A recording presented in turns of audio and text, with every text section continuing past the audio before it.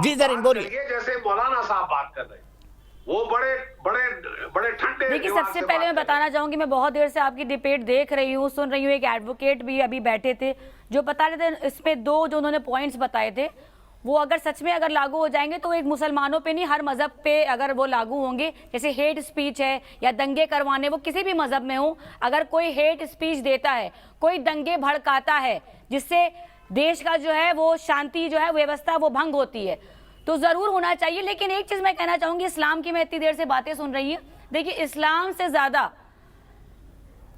बहुत ही अमन पसंद ये मजहब है, और इस तरीके से उसको कट्टरपंथी इसे जोड़ना, क्योंकि देखिए इस्लाम में अगर आपने किसी एक बेकसूर को मारा है तो आपने पूरी इंसानियत का कत्ल कर दिया, ये जानना बहुत जरूरी है। अब आप कट्टरपंथी, मतलब जितना आतंकवाद दुनिया में हो रहा है सारा मुसलमान ही करे दे रहा है, मुसलमान को हवा बना दो, मुसलमान पे मतलब सारी डिबेट का जो आजकल जो एक हॉट टॉपिक चल रहा है वो मुसलमानों से रिलेटेड चल रहा है। अरे भैया, अच्छे मुसलमानों की भी तो बात कर लीजिए आप।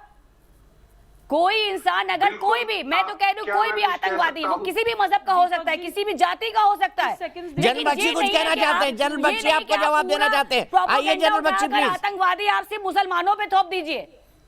क्या एपीजे अब्दुल कलाम हमारे आदर्श नहीं रहे जनरल बख्शी जी?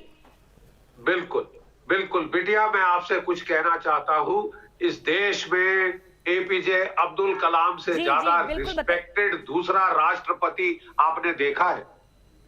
कोई हिंदू मुसलमान सिख ईसाई सारे उसकी इज्जत करते हैं। जीवनी पढ़िए, क्योंकि मैं बेटा वही आपसे कह रहा हूँ कि जब मुस्लिम मेजॉरिटी, सब नॉर्मल इंसान एक शरीफ इंसान होता है, वो चाहता है कि मेरे बच्चे पढ़े लिखे आबाद हो। घुमा फिरा कर नहीं, देखिए एक मिनट बेटा, मैं कह लूं, और मैं तो कहूंगी कि हर एक भारतवासी को मौलाना अब्दुल कलाम की जीवनी पढ़नी चाहिए।